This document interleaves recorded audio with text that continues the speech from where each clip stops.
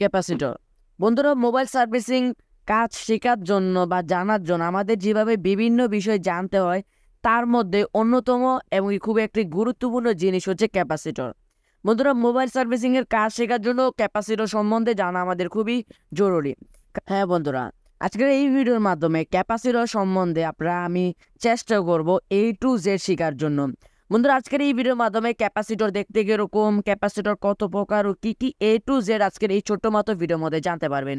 বন্ধুরা, আপনাদের কাছে একটা রিকোয়েস্ট, আপনারা ভিডিওটি ফুল কন্টিনিউ করবেন। যারা স্কিপ করে দেবেন তারা ক্যাপাসিটর সম্বন্ধে কেউই জানবেন না।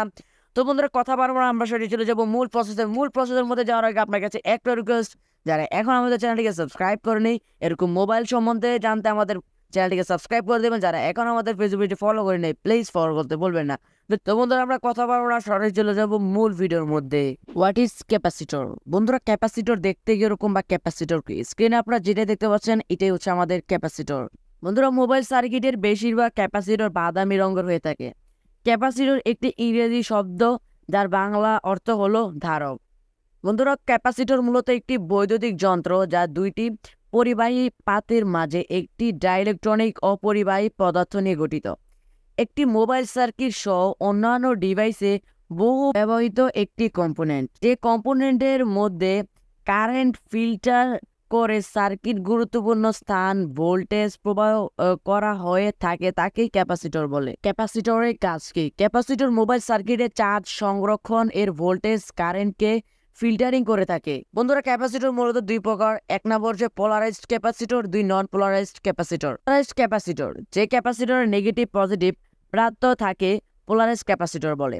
পোলারাইজড ক্যাপাসিটরকে সার্কিটে নেগেটিভ পজিটিভ প্রান্ত মিলিয়ে লাগাতে হয়। তো স্ক্রিনে আপনারা যে দুইটা ক্যাপাসিটর দেখতে পাচ্ছেন, এই দুইটা ক্যাপাসিটর হচ্ছে পোলারাইজড ক্যাপাসিটর। নন পোলারাইজড ক্যাপাসিটর, যে ক্যাপাসিটর নেগেটিভ পজিটিভ কোনো প্রান্ত থাকে না, তাকে নন পোলারাইজড ক্যাপাসিটর বলে। এই ধরনের ক্যাপাসিটরকে সার্কিটে যে কোনো ভাবে লাগানো যায়। বন্ধুরা, স্ক্রিনে আপনারা যেগুলো দেখতে পাচ্ছেন এটাই হচ্ছে আমাদের নন পোলারাইজড ক্যাপাসিটর। বন্ধুরা, এখানে ক্যাপাসিটর সিস্টেম বা প্রতীকটা দেওয়া আছে, যেটা দেখে আপনারা অনেকেই বুঝতে পারবেন। আর পারলে এটা স্ক্রিনশটও দিয়ে রাখেন, যদি পরবর্তীতে এটা আর ভুলে না যান।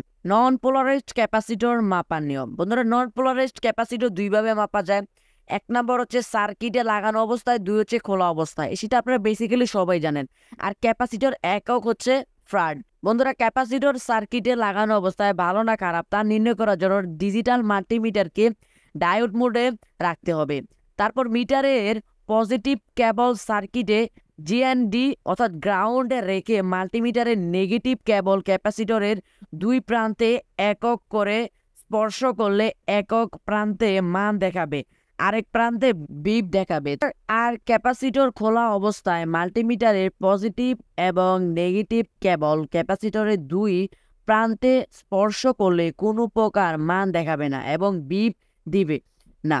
তাহলে বুঝবেন ক্যাপাসিটরটি ভালো। Short capacitor. মোবাইল সার্কিটে বেশিরভাগ শর্ট সমস্যা হয় ক্যাপাসিটর থেকে। আর এই ক্যাপাসিটর যদি সার্কিটে লাগানো অবস্থায় দুই প্রান্তে বিপ দেয়, তাহলে বুঝতে হবে ক্যাপাসিটরটি শর্ট আছে, এবং খোলা অবস্থায় বিপ দিলে শর্ট আছে। Leakage capacitor. আমরা জানি ক্যাপাসিটর মোবাইল সার্কিটে লাগানো অবস্থায় একদিকে মান দেখায় আর আরেকদিকে বিপ দেয়। এক্ষেত্রে যদি দুই দিকে মান দেখায় এবং ক্যাপাসিটরটি খোলা অবস্থায় দুই প্রান্তে স্পর্শ করার পর যদি মান দেখায়, তাহলে বুঝতে হবে ক্যাপাসিটরটি লিকেজ আছে। তো বন্ধুরা, এই ছিল আজকের ভিডিও। আপনার কাছে কেমন সে কমেন্ট করে জানাবেন। তার আগে আপনাদের কাছে একটা কথা বলে নিই, আমাদের এই চ্যানেলের মধ্যে পার্ট বাই পার্ট ভিডিও আসবে, যেমন capacitor part 1, resistor part 2, diode part 3, এভাবে পার্ট বাই পার্ট আমাদের বিভিন্ন ক্যাপাসিটর এগুলো নিয়ে ভিডিও আসবে। তো আপনারা অবশ্যই আমাদের চ্যানেলকে সাবস্ক্রাইব করবেন, কারণ ওই ভিডিওগুলো আসলে সবার আগে নোটিফিকেশন আপনার কাছে যায়। আর যারা এখন আমাদের চ্যানেলকে সাবস্ক্রাইব করেন, প্লিজ সাবস্ক্রাইব করে দেবেন। যারা এখন আমাদের ভিডিও ফলো করেন, প্লিজ ফলো করতে বলবেন না। তো সবাই ভালো থাকবেন, সুস্থ থাকবেন। আল্লাহ হাফেজ।